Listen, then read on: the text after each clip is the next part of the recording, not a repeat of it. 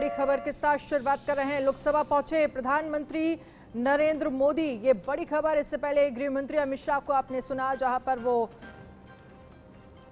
महिला आरक्षण बिल को लेकर, जिसका नाम नारी शक्ति वंदन अधिनियम पेश किया गया था, जिस पर आज पूरे दिन बहस हुई। लोकसभा पहुंचे हैं प्रधानमंत्री नरेंद्र मोदी। ये बड़ी खबर आपको दिखा रहे हैं।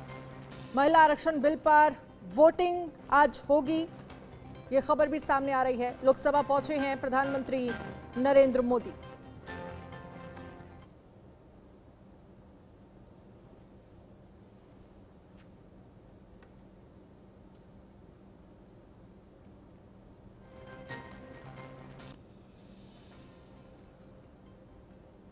तो ये तस्वीरें हम आपको दिखा रहे हैं। लोकसभा पहुंचे हैं प्रधानमंत्री नरेंद्र मोदी। महिला आरक्षण बिल को लेकर कुछ ही देर में वोटिंग होगी।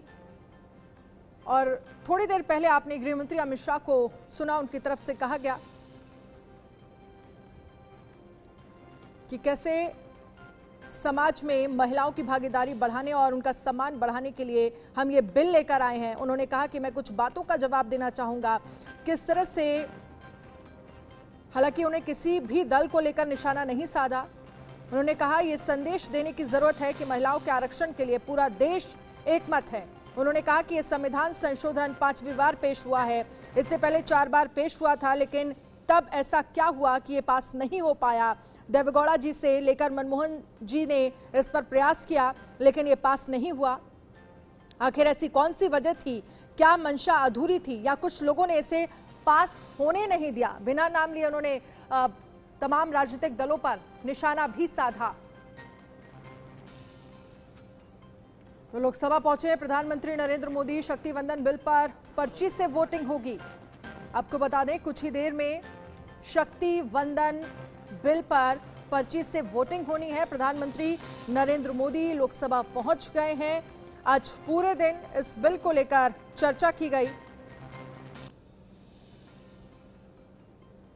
और तमाम उदाहरण जो है वो गृह मंत्री अमित शाह की तरफ से इस बिल को लेकर रखे गए। साथ ही उनकी तरफ से ये कहा गया कि दुनिया भर में पायलट्स में अगर हम बात करें, पायलटों में महिलाओं की संख्या 5% है, लेकिन अगर हम सिर्फ भारत की बात करते हैं तो ये संख्या जो है वो 15% है। ये पिछले 10 साल में हुआ है। उन्होंने कहा कि हम जो बिल लेकर आए हैं, कई महिला सांसदों ने कहा है कि महिला को रिजर्वेशन देकर नीचा नहीं दिखाना चाहिए, क्योंकि महिला भी उतनी ही सशक्त है जितने पुरुष हैं। उन्होंने कहा कि महिला पुरुषों से ज्यादा सशक्त है, लेकिन समाज में ऐसी व्यवस्था बनी हुई है। इस आरक्षण से अब पॉलिसी मेकिंग में महिलाओं की भागीदारी के बारे में जानकारी देंगे। I have to inform the honorable members that division will take place under Rule 367 AA by distribution of slips. All members seated in the Lok Sabha chamber will be supplied at their seats with eyes, nose, printed slips for recording their votes. Eyes slips are printed on one side in green, both in English and in Hindi, and nose in red on its reverse. On the slips, members may kindly record votes of their choice by signing and writing legibly their names, identity card number, constituency, state/union territory, and date. Members who desire to record abstention may ask for the abstention yellow color slip. Immediately after recording one's vote, each member should pass on the slip to the division officials, who will come to their seat to collect the same for handing over to the officers at the table. Members are requested to fill in only one slip for division. Members are also requested not to leave their seats till the slips are collected by the division officials.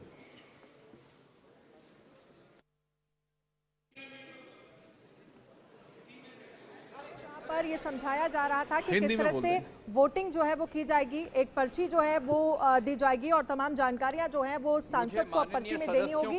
एक तरफ red निशान कि नियम 367 क के अंतर्गत पर्चियों के वितरण द्वारा मत विभाजन किया जाएगा।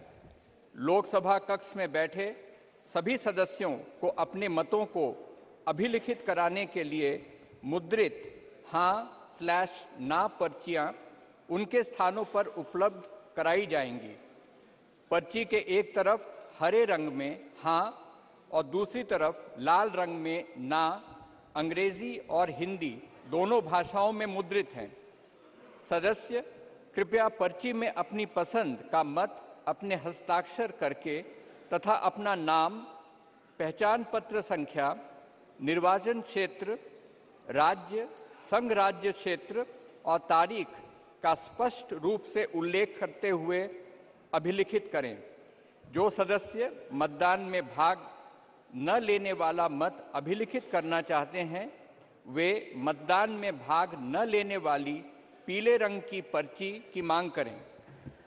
प्रत्येक सदस्य एक बार अपना मत अभिलिखित करने के पश्चात तत्काल पर्ची को उस मत विभाजन अधिकारी को देंगे, जो उसे सभा पटल के पास उपस्थित अधिकारियों को सौंपने के लिए उनके स्थानों पर इन्हें लेने के लिए आएगा। सदस्यों से अनुरोध है कि प्रत्येक मत विभाजन के लिए केवल एक ही पर्ची भरें। सदस्यों से यह भी अनुरोध किया जाता है कि जब तक मत विभाजन अधिकारियों द्वारा पर्चियों को एकत्रित नहीं कर लिया जाता, तब तक वे अपनी सीट न छोड़ें। माननीय सदस्यगण, अब मैं विधेयक पर विचार किए जाने का प्रस्ताव सभा के मतदान के लिए रखता हूं। प्रश्न ये कि भारत के संविधान का और संशोधन करने वाला विधेयक पर विचार किया जाए। अब मत विभाजन।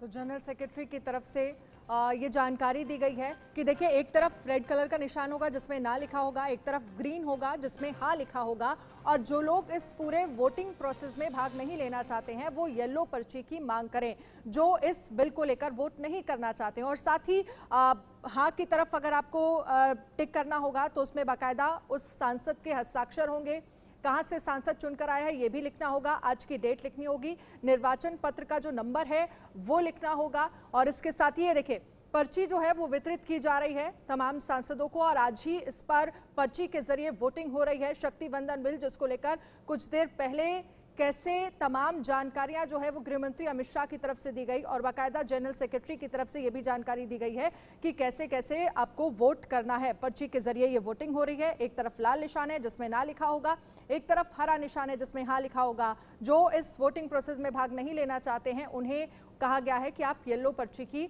डिमांड करिए, जो पीली पर्ची होगी वो ऐसे सांसदों को दी जाएगी।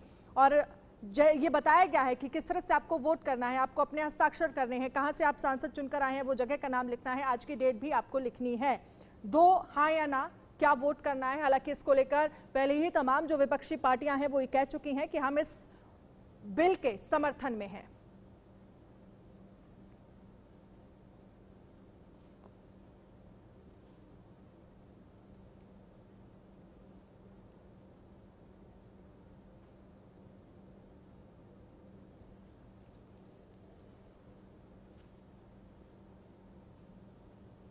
और ये खास बात आपको बता देती हूं कि नई संसद का ये पहला बिल है। हालांकि ये कहा जा सकता है कि बीजेपी सरकार के पास संख्या बल पूरा है, ये बिल लगभग पास ही हो जाएगा, लेकिन अपने आप में ये बेहद ऐतिहासिक मौका है केंद्र सरकार के लिए, बीजेपी के लिए, कि जो बिल पहला ही बिल जो है पेश किया गया और वो अगर आज पास हो जाता है तो एक बहुत बड़ी उपलब्धि बीजेपी के लिए। और इसके साथ ही आज का दिन ऐतिहासिक, जो लगातार गृह मंत्री अमित शाह की तरफ से कहा गया, उनकी तरफ से बताया गया कि कैसे इस बिल के आ जाने से महिलाओं का नेतृत्व जो है वो संसद में बढ़ेगा। और ये कहा जा रहा है कि हालांकि बिल लागू होने को लेकर तमाम सवाल उठाए जा रहे हैं, विपक्ष ये हालांकि कह रहा है कि SC/ST एक्ट और मुस्लिम महिलाओं को लेकर किस तरह का प्रावधान है इस बिल में, इसको भी साफ किया जाए। हालांकि ये बहुत बड़ी, कल इस बिल को लेकर ये बिल जो है वो पेश किया गया, आज का पूरा दिन रखा गया था चर्चा करने के लिए, और अब ये वोटिंग का समय है जब तमाम सांसदों को जो है पर्चियां बांटी जा रही हैं। और साथ ही देखिए, ऐतिहासिक पल है ये, नई संसद, कल पहला दिन था, सत्र का 18 से अगर हम बात करें तो 18 तारीख से शुरुआत हुई थी। पहले दिन तमाम मुद्दों को लेकर चर्चा की गई, पुराने सदन की यादों से जुड़ी को लेकर चर्चा की गई, लेकिन कल जब इस बिल को पेश किया गया और आज चर्चा हुई पूरे दिन और अब समय है वोटिंग का। पर्ची के जरिए वोटिंग होगी।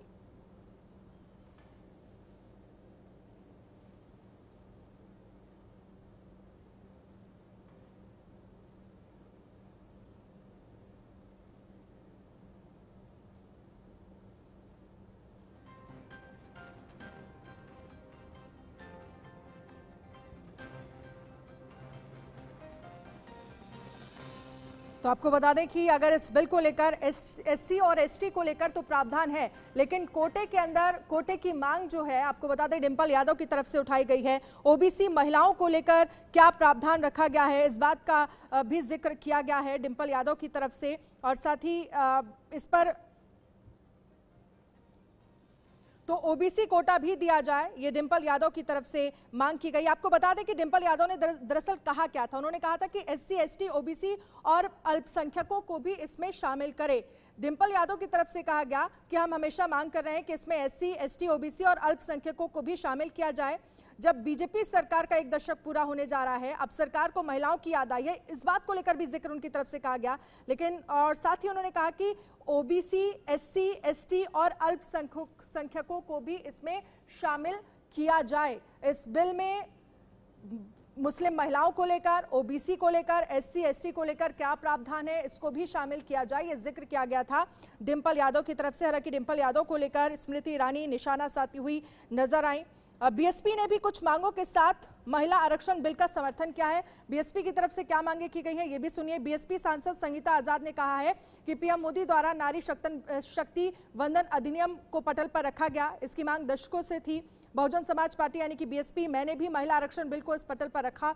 बसपा इस बिल का समर्थन करती है। आज बाबा साहेब और मान्यवर काशीराम की ये सोच है, हम जैसी महिलाओं को लोकसभा और विधानसभा में जाने का मौका मिला है, महिलाओं को सुरक्षित और सम्मानित महसूस करने का मौका मिला है। यह बिल महिलाओं को राजनीतिक क्षेत्र में आने के लिए प्रेरित करता है और रूढ़िवादिता को खत्म करता है। इस विधेयक का हम समर्थन करते हैं, लेकिन हमारी कुछ मांगे हैं। देखिए, बीएसपी की तरफ से जो मांगे रखी गई हैं वो आपको बता दें। उसमें कहा गया है कि लोकसभा और राज्य की विधानसभाओं में 50% आरक्षण किया जाए। हालांकि ये बीएसपी की तरफ से कहा गया, इसे राज्यसभा और विधान परिषद में भी लागू किया जाए। अभी जो बिल पेश किया गया है उसे विधान परिषद और बात करें राज्यसभा में लागू नहीं किया जाने का प्रावधान है। जो ये बिल सामने रखा गया है, नारी शक्ति वंदन बिल, लेकिन बीएसपी ये मांग उठा रही है विधेयक में एससी, एसटी और ओबीसी का भी कोटा शामिल किया जाए।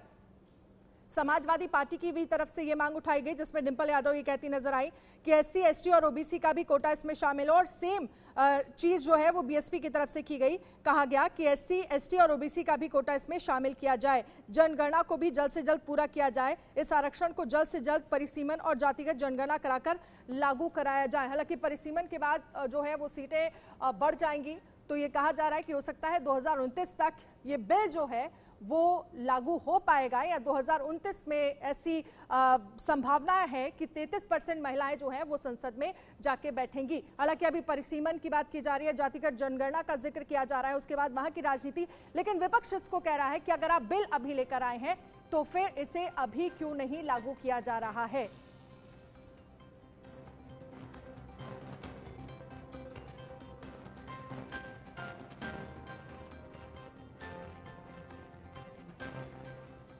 तो बिल को लेकर कुछ ही देर में वोटिंग की जाएगी। पर्ची यहां पर बांटी जा रही है, लेकिन इस नारी शक्ति वंदन बिल को लेकर राहुल गांधी की तरफ से क्या कुछ कहा गया, यह भी सुनना आपके लिए जरूरी है। सुनिए जरा।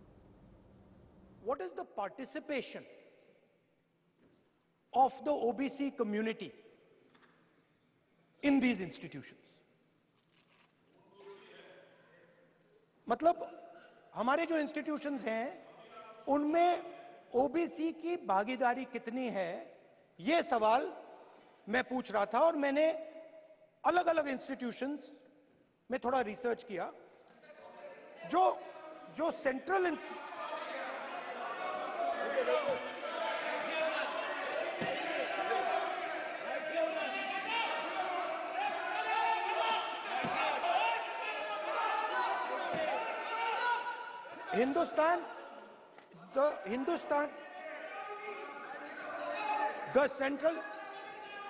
don't worry.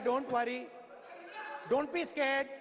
We are discussing. डरो मत. हम कास्ट सेंसस की बात कर रहे हैं, डरो मत. तो मैंने, I checked. Simple thing I did. I said, look, what is the most important set of people in the government of India? The people who define how this country is governed. Of course, Lok Sabha and Vidhan Sabha, but beyond that, they are the 90 secretaries of the government of India. 90 people, secretaries, are responsible for managing the core of the government of India. And I asked myself the question, how many of the 90 people come from the OBC community? And I was shocked and shattered by the answer. मैंने ये सवाल पूछा कि ये जो 90 secretary हैं, ये जो हिंदुस्तान की सरकार को चलाते हैं, जो बजट को चलाते हैं, इनमें से ओबीसी कितने हैं? नरेंद्र मोदी जी प्रधानमंत्री हैं, ओबीसी के लिए काम करते हैं. मैंने ये सवाल पूछा. मैं आपको जवाब देना चाहता हूं. हिंदुस्तान के सेक्रेटरीज 90 में से सिर्फ 3 ओबीसी से हैं.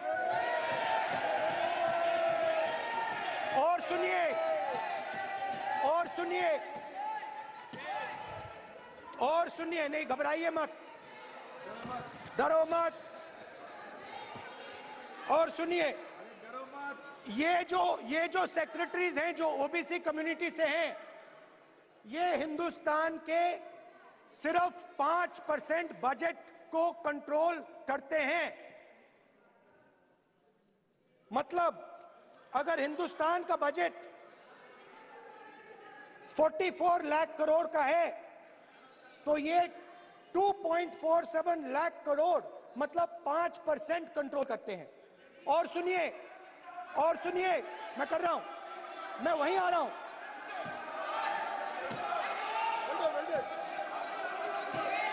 मतलब ये जो है आप ओबीसी की बात नहीं सुनना चाहते, ओबीसी की बात नहीं सुनना चाहते, ओबीसी की बात नहीं सुनना चाहते, ओबीसी की बात नहीं सुनना चाहते. आप ओबीसी के खिलाफ हैं, आप ओबीसी के खिलाफ हैं, ओबीसी के खिलाफ हैं. आप ओबीसी के अधिकार के बारे में नहीं सुनना चाहते, ओबीसी के बारे में नहीं सुनना चाहते, ओबीसी के प्रति न्याय नहीं चाहते, ओबीसी के प्रति न्याय नहीं होना चाहिए. ये see they are not showing it on TV. ये जो है, हाँ,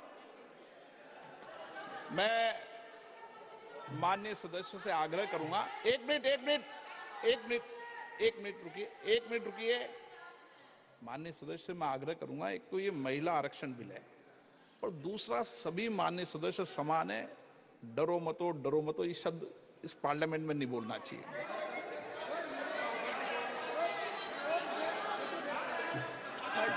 सर, ये जो डिस्कशन है, sir, speaker sir, this discussion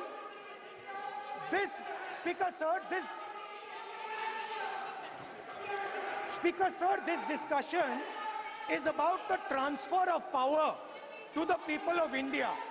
The women being one group of the people of India and the OBC. कहा कि 90 सेक्रेटरी हैं देश में, जिनमें से सिर्फ 3 ओबीसी हैं. हालांकि इसको लेकर अमित शाह की तरफ से भी निशाना साधा गया. उन्होंने कहा कि आपको लग रहा है कि सेक्रेटरी सरकार चलाती है, हमारे हिसाब से सरकार ही देश को चलाती है. मनोहर केसरी हमारे साथ इस पर ज्यादा जानकारी के लिए जुड़ गए हैं. मनोहर, वोटिंग चल रही है नारी शक्ति वंदन बिल को लेकर, क्या जानकारी मिल रही है? पर्ची के जरिए ये वोटिंग हो रही है और कुछ ही देर में काउंटिंग होगी. देखिए, बिल्कुल आपने सही कहा कि क्योंकि स्पीकर ओम बिरला ने बताया कि डिवीजन जो होना था, जो इलेक्ट्रॉनिक वोटिंग होनी चाहिए थी, वो विपक्षियों की ओर से लिस्ट नहीं आई थी, जिस वजह से नहीं हो पाई। अभी जो वोटिंग हो रही है वो पर्ची के जरिए हो रही है, जिसमें बता दिया गया है कि जिनको हाँ कहना है वो ग्रीन पे पर्ची लें, फिर रेड, और उसके बाद जिनको पार्टिसिपेट नहीं करना है वो येलो पर्ची लें, और उसके बाद आप अपनी जगह पर बैठे रहें। जो डिविजनल ऑफिसर हैं वो वहां पर जा रहे हैं, उसके बाद पर्ची कलेक्ट करेंगे। लेकिन जहां तक राहुल गांधी का सवाल है, राहुल गांधी ने जिस प्रकार से सवाल खड़े किए ओबीसी को लेकर के, केंद्रीय गृह मंत्री ने एक एक सवालों का जवाब दिया। उन्होंने कहा कि सरकार जो सेक्रेटरी से नहीं चलती, सचिव से नहीं चलता है, बल्कि सरकार जो है सो सरकार की मंशा से चलती है, सरकार से चलती है, देश सरकार से चलती है। इसके अलावा उन्होंने कहा कि आपने अभी तक कोई भी प्रधानमंत्री ओबीसी नहीं दिया, जबकि हमारे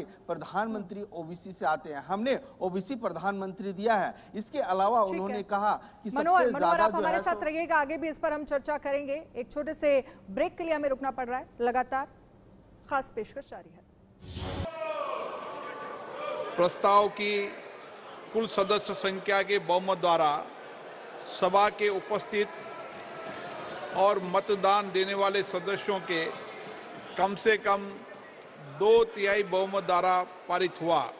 अब सभा विधेयक पर खंडवार विचार करेगी। श्री एन.के. प्रेमचंदन, क्या आप संशोधन संख्या 4, 5, 6 और 7 प्रस्तुत कर रहे हैं? Sir, 1 minute. Sir, I have given notice of amendments to clause 2, clause 3 and clause 4. Almost all the amendments are one and the same. So I may be given 1-2 minutes to just to elucidate what is the scope of my amendment. Sir, the amendment is in almost all the clauses, as nearly as may be 1/3 of the seats reserved for the scheduled caste, as nearly as may be 1/3 of the total number of seats to be filled and that by direct election. So my amendment is delete as nearly as may be, and my amendment and the operating portion shall be 1/3 of the total number of seats shall be filled by direct election. तो ये बड़ी खबर आपको दिखा रहे हैं, जहां पर बिल पास हो गया है। हाँ में अगर बात करें तो 454 वोट पड़े हैं, ना की बात करें तो सिर्फ ना में 2 वोट पड़े। ये बड़ी खबर, नारी शक्ति वंदन अधिनियम लोकसभा से पास हो गया है। 454 वोट जो है वो सहमति में पड़े हैं और सिर्फ 2 वोट जो है, यानी कि कहा जा सकता है कि लगभग एक बड़े आंकड़े से ये बिल जो है वो पास हो गया है लोकसभा से। अब राज्यसभा में इस बिल को पेश किया जाएगा। महिला आरक्षण लोकसभा से पास हो गया है। महिला आरक्षण को लेकर लोकसभा में ऐतिहासिक फैसला। 454 वोट जो है वो हाँ में पड़े हैं, 2 वोट ना में पड़े हैं। ये बहुत बड़ी उपलब्धि, ऐतिहासिक एक रूप से देखा जा रहा है। जिस तरह से आज ये नई संसद में कल इस बिल को पेश किया गया था, पूरे दिन चर्चा हुई और अभी वोटिंग हुई, जिसमें 454 वोट जो है वो हाँ में पड़े हैं। ये ऐतिहासिक फैसला लोकसभा में। इसके साथ ही आपको बता दें कि राज्यसभा में ये जो बिल है अब पेश किया जाएगा और उसके बाद राज्यसभा से पास होने के बाद और क्या कुछ चल रहा है एक बार आपको दिखाते हैं लोकसभा में क्या कुछ। असाउद्दीन ओवैसी जी, क्या आप संशोधन संख्या 37 प्रस्तुत करेंगे? सर आप खड़े हो जाओ, चालू हो जाएगा mic. Sir, I am moving my amendment sir, and I am asking for a division on it.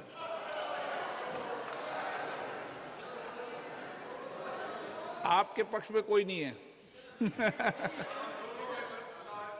Allah. Okay. प्रश्न ये कि संशोधन संख्या 37 को स्वीकृत किया जाए। जो इसके पक्ष में हाँ कहें, जो सदस्य विरोध में ना कहें। मेरे विचार में निर्णय ना वालों के पक्ष में, ना वालों के पक्ष संशोधन 37।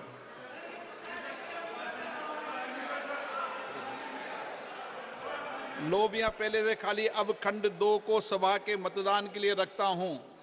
प्रश्न है कि खंड 2 विधेयक का अंग बने, अब मत विभाजन।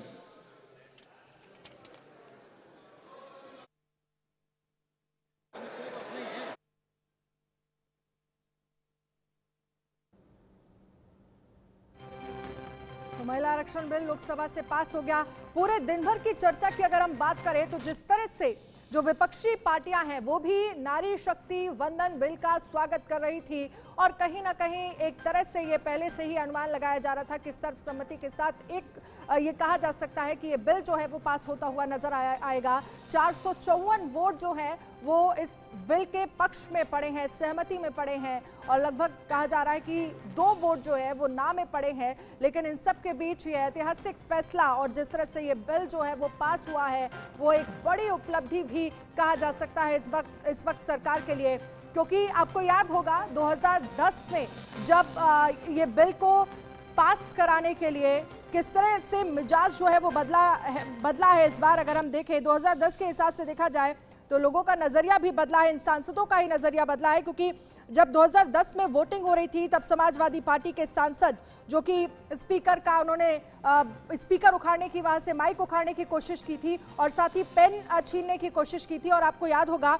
कि आरजेडी के जो कुछ सांसद हैं उनकी तरफ से उसमें से एक सांसद था जिसने पर्ची ही वहां पर फाड़ दी थी। लेकिन अब मौसम का मिजाज किस तरह से बदला ये समझना भी जरूरी है, क्योंकि आज सुबह से ही जो चर्चा हो रही है, महिमा कटारिया हमारे साथ भी इस पर चर्चा करने के लिए जुड़ गई, हमारे साथ ज्यादा जानकारी के साथ जुड़ गई हैं। महिमा, बिल पास हो गया है, जो ऐतिहासिक दिन बीजेपी के लिए और ऐतिहासिक उपलब्धि महिलाओं के लिए और बड़ा कदम, आधी आबादी के लिए एक बड़ा तोहफा। अनन्या, बिल्कुल सही कहा आपने। जिस तरीके से आज लोकसभा में पहले अमित शाह ने बात की, क्योंकि आपने दर्शकों को बता देते हैं कि आखिर क्या क्या हाइलाइटिंग पॉइंट्स थे। अमित शाह ने जब इस मुद्दे को उठाया, क्योंकि डिस्कशन लाजमी सी बात है, उससे पहले राहुल गांधी बोल के गए थे, उन्होंने ज्यादा तवज्जो दिया था कि किस तरीके से ओबीसी की रिजर्वेशन नहीं हो पा रही है। तो तमाम यहाँ पर जो बातें थी वो देखने को मिली थी। लेकिन जब बात आई अमित शाह की तो उन्होंने तमाम चीजें इस बिल को लेकर बताई कि किस तरीके से जब बात आती है वुमेन रिजर्वेशन बिल की तो ये एक पॉलिटिकली मोटिवेटेड बिल नहीं है, ये महिलाओं के सम्मान की बात है, उनकी मान्यता की बात है। ये साफ तौर से गृह मंत्री अमित शाह का कहना था कि किस तरीके से जब सरकार इस बिल को लेके आती है तो ये बिल्कुल पॉलिटिकली मोटिवेटेड नहीं होता है, ये उनकी मान्यता की बात है, उनके सम्मान की बात है। तो ये तमाम चीजें जो है वो अमित शाह कहते हैं। और आज पर्चियों के जरिए जब वोटिंग होती है तो एक बहुत ही हिस्टोरिक मूवमेंट जो है वो विटनेस करने को मिलता है, जब 454 जो वहां पे प्रेजेंट एमपीज है वो वोट करते हैं इस वुमेन रिजर्वेशन बिल के लिए। क्योंकि जिस तरीके से मैं सुन रही थी आपको, आप कह रही थी कि 2010 के बाद किस तरीके से नजरिया बदला था। हालांकि काफी डिबेट भी इस पर हुई, 7 घंटे से ऊपर लगभग इस पर डिबेट चली थी कि किस तरीके से अलग अलग सत्ता पक्षों या विपक्षों सभी ने अपनी बात। डिस्कशन हुआ, अगर उस हम डिबेट की बात करें, उस चर्चा की हम बात करें, विपक्षी दलों की तरफ से इस पर आवाज तो उठाई गई, लेकिन एक तरफ से ये कहा जा रहा था, इस बिल का स्वागत ही किया जा रहा था, उतने कटु शब्द, उतने तीखे तेवर जो है वो इस बिल को विपक्ष की तरफ से बोले नहीं जा रहे थे। बिल्कुल, देखिए जब बात आई थी, क्योंकि आपको याद होगा जब पुरानी पार्लियामेंट से नए पार्लियामेंट में प्रधानमंत्री नरेंद्र मोदी गए थे, जब उन्होंने अपना भाषण शुरू किया था नई संसद में, तो उन्होंने साफ तौर से कहा था कि जब पारित करने की बारी आएगी इस बिल को तो मैं ये देखना चाहता हूं कि चाहे सत्ता पक्ष हो या विपक्ष हो, सभी लोग इस पर एकजुट होकर खड़े रहें। तो जिस तरीके से आपको रोकना चाहूंगी और हम सीधे लेकर चलते हैं न्यूज रूम, जहां पर मेरे सहयोगी मनु इस वक्त मौजूद है और उनके साथ कुछ महिलाएं भी मौजूद हैं। जरा समझेंगे कि इस बिल के पास होने के बाद उनकी तरफ से क्या कुछ रिएक्शन आ रहा है। Manoj, over to you. ताकि लोकसभा में बिल पास होना और 454 उनके पक्ष में पड़े हैं, 2 वोट विरोध में पड़े हैं। लेकिन सबसे बड़ी बात है कि जिस तरीके से तमाम राजनीतिक पार्टियों ने, सोनिया गांधी ने भी जिक्र किया कि हम इसका समर्थन करते हैं, राहुल गांधी ने भी इस बात का जिक्र किया कि हम इसका समर्थन करते हैं, लेकिन बिल में जो सबसे बड़ी बात है जिसका जिक्र समाजवादी पार्टी या आरजेडी करती रही है, जिसके कारण ये बिल पास नहीं हो पाया, तमाम ऐसी राजनीतिक पार्टी वो ओबीसी को शामिल करने की बात कर रही है। क्योंकि कह रहे हैं कि जब पंचायतों में ओबीसी को रिजर्वेशन है, पंचायत चुनाव में ओबीसी को रिजर्वेशन है, तो संसद में क्यों नहीं होना चाहिए, देश की सबसे बड़ी पंचायत में क्यों नहीं होना चाहिए। लेकिन बावजूद तमाम सारे तथ्य, तमाम सारी बातें राजनीतिक पार्टियों ने रखी, सबने समर्थन भी किया, लेकिन ये बिल लोकसभा में पास हो चुका है। एक खुशी की बात, खासकर महिला सशक्तिकरण के कारण। मेरे साथ पुरुष भी मौजूद हैं, लेकिन मैं बात पहले महिलाओं से करूंगा। ये बिल लोकसभा में पास हो चुका है, आप क्या मानती है इस बिल को लेकर, कितना महिलाओं के सशक्तिकरण के लिए, उनके हक के लिए ये काम करेगा, महिला आगे बढ़े? जी बिल्कुल सही है। महिलाओं को सशक्तिकरण के लिए आधी आबादी की बात। भाई बिल पास हो गया है, आवाज में बुलंद आनी चाहिए, आवाज में जोश होना चाहिए। लग रहा है कि देश का बड़ा अभी केवल लोकसभा में हुआ है, राज्यसभा की अभी बारी है, उसके बाद उसको राष्ट्रपति की मंजूरी अभी बाकी। अब ये सब बिल करार नहीं दे सकते हैं, अब ये विधेयक है, अभी आप इसे बिल करार नहीं दे सकते हैं। राष्ट्रपति अच्छा आप बताइए। मुझे नहीं लगता कि राष्ट्रपति कुछ भी इस चीज को टालेंगे या मना करेंगे, क्योंकि वो स्वयं एक महिला है, तो उनका पूरा समर्थन पूरी महिलाओं के साथ जुड़ा हुआ है। और जिस तरह से ये बिल पास हुआ है उसके साथ हर महिला के लिए खुशी की लहर है। जैसे हमने देखा कि महिलाएं हर फील्ड में, हर उसमें अपना एक छाप छोड़ते हुए चलती हैं, तो अब राजनीति में महिलाएं किस तरह का काम करती हैं ये देखने वाली बात होगी। आप पत्रकारिता में हैं, लेकिन आपको लगता है कि ये बिल पास हो गया तो चुनाव लड़ने की तैयारी भी की जा सकती है? चुनाव लड़ने के ज्यादा मौके महिलाओं के पास। बिल्कुल, ये जो बिल पास हुआ है उसकी वजह से जो महिला हैं उनको बहुत ज़्यादा मौके मिलेंगे, और इसी के साथ साथ जो देश की महिलाएं हैं उनके लिए भी ये बहुत ही खुशी की बात है, क्योंकि कहीं ना कहीं उससे पूरे देश की प्रगति होगी और देश की महिलाओं की प्रगति होगी। क्या आप मान रही हैं? मेरा तो यही मानना है कि मैं सभी महिलाओं को पहले तो बहुत बहुत बधाई देना चाहती हूँ कि ये बिल जो है पास हो चुका है। और अब देखना मजेदार होगा कि मैं सबसे पहले चाहूंगी कि सारी महिलाएं मुझे हिप हिप हुर्रे दे, hip hip hurray, hip hip hurray, hip hip hurray. तो सभी महिलाओं को बधाई, और आप लोग को भी बधाई। हम आएंगे आगे सत्ता में तो हम आपके लिए भी भला करेंगे। आप में से चुनाव लड़ने के बारे में किसने सोचा है? सबने सोचा हुआ है, हम लड़ेंगे चुनाव। भैया अभी तक तो पुरुषों में बहुत ज्यादा कंपटीशन था, लेकिन अब महिलाओं में भी चुनाव लड़ने की अब यूं देखिए ना, 188 सीटें जो कि रिजर्व हो जाएंगी, 188 सीटों के बाद जो तमाम विधानसभाएं हैं वहां पर रिजर्व हो जाएंगी। और बहुत सी ऐसी विधानसभाएं हैं, जब हम कल भी जिक्र कर रहे थे, वहां तो कई ऐसी जगहों पर पूरी विधानसभा में एक महिला केवल विधायक है।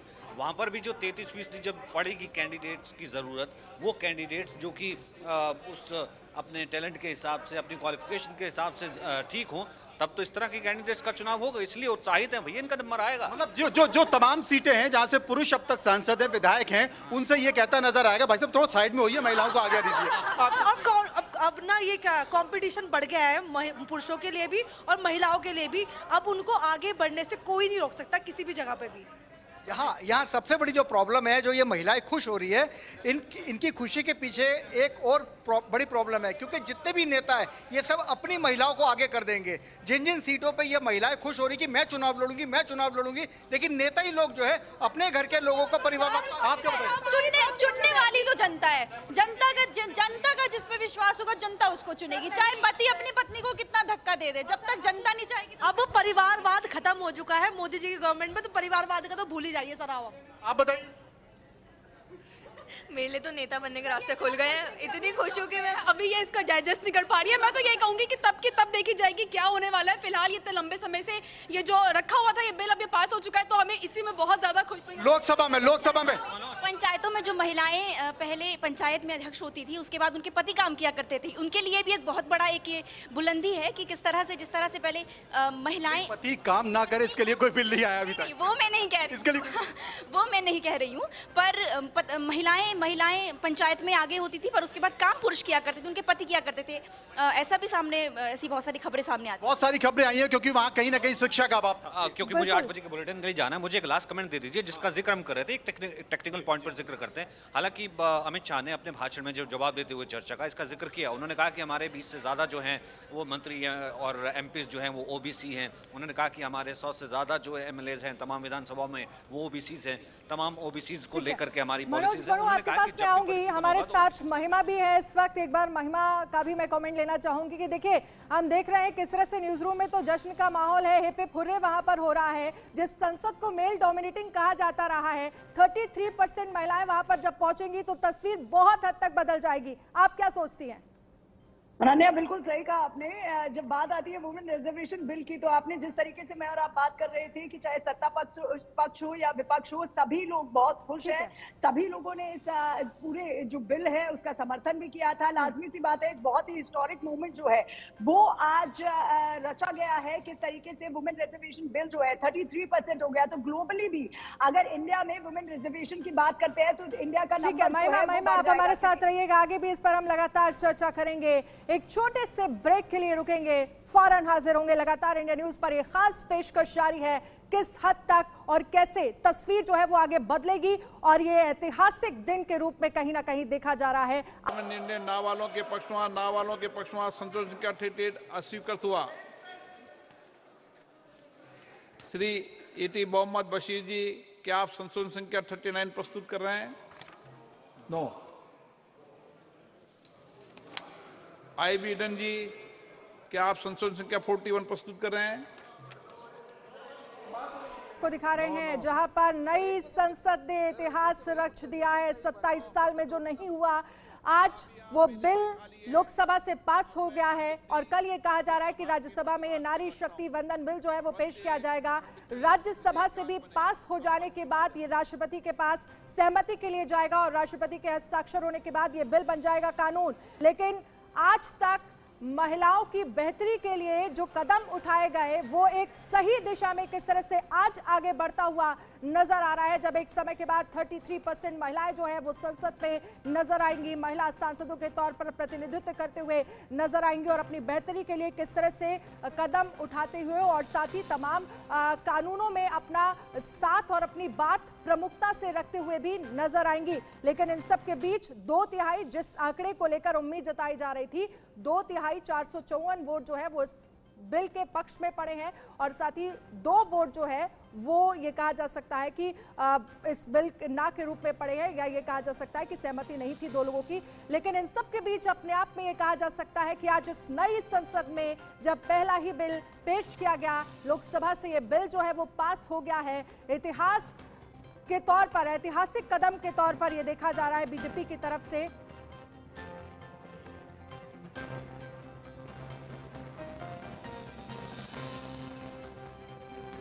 तो 27 साल, 4 प्रधानमंत्री इस बिल ने देखे, 11 बार इस पर चर्चा हुई, लेकिन आज आखिरकार ये सफलता हासिल हुई जब लोकसभा से ये बिल पास हो गया है। कल राज्यसभा में पेश किया जाएगा और इसके साथ ही राष्ट्रपति के सहमति के हस्ताक्षर के बाद ये बिल जो है वो कानून बन जाएगा। अपने आप में महिला सशक्तिकरण के रूप में अगर देखा जाए, इस कदम को देखा जाए तो एक तरह से ये कहा जा सकता है कि किस तरह से एक बड़ा कदम उठाया